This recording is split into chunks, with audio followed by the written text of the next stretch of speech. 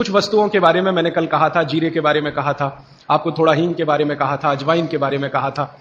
ऐसे ही अपने घर में एक बहुत अच्छी चीज है जिसके बारे में मैं कल छूट गया बोलना, लेकिन बोलना जरूरी है। वो है मेथी का दाना।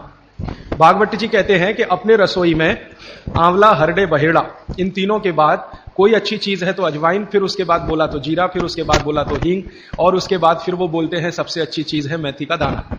इस मेथी के दाने के बारे में इसकी जो विशेषता है मेथी की, ये वात नाशक है और कफ नाशक है। वात और कफ दो बीमारियों को जड़ से खत्म करने की शक्ति इस मेथी में है। मेथी पित्त को बढ़ाती है, वात को कम करेगी, कफ को कम करेगी, पित्त को बढ़ाएगी। इसका मतलब यह हुआ कि मेथी उपयोग अगर आप करते हैं तो वात की बीमारियां खत्म हो जाएंगी पूरी तरह से, और कफ की बीमारियां खत्म हो जाएंगी पूरी तरह से। पित्त की बीमारियां बढ़ सकती हैं क्योंकि मेथी पित्त को बढ़ाती है। तो जिन लोगों को पित्त की बीमारी पहले से है उनके लिए विनती है कि वो मेथी का उपयोग ना करें। जिनको पित्त की बीमारी पहले से है वो मेथी का उपयोग ना करें।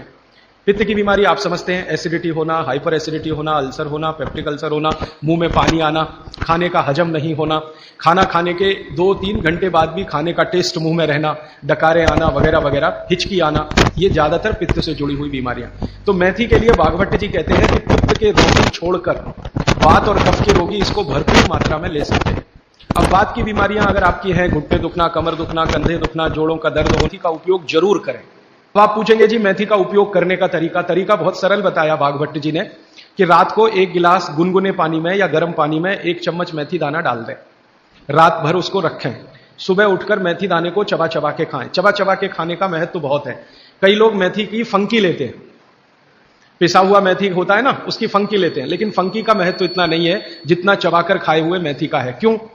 कारण उसका यह है कि जैसे ही मेथी आप चबाते हैं लार बनना बहुत तेजी से शुरू होती है, क्योंकि मेथी का जो स्वाद है ना वो कटुक है, कषाय स्वाद है उसका।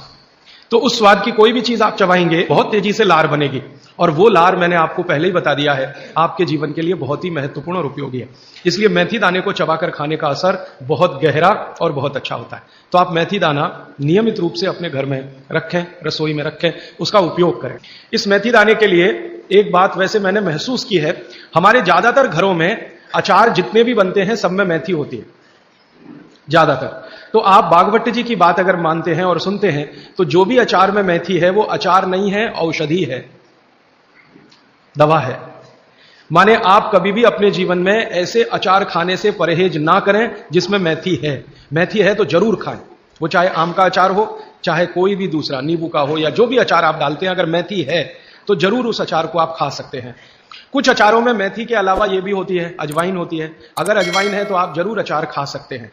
Guys like, share and subscribe जरूर करें और शेयर करना ना भूलें।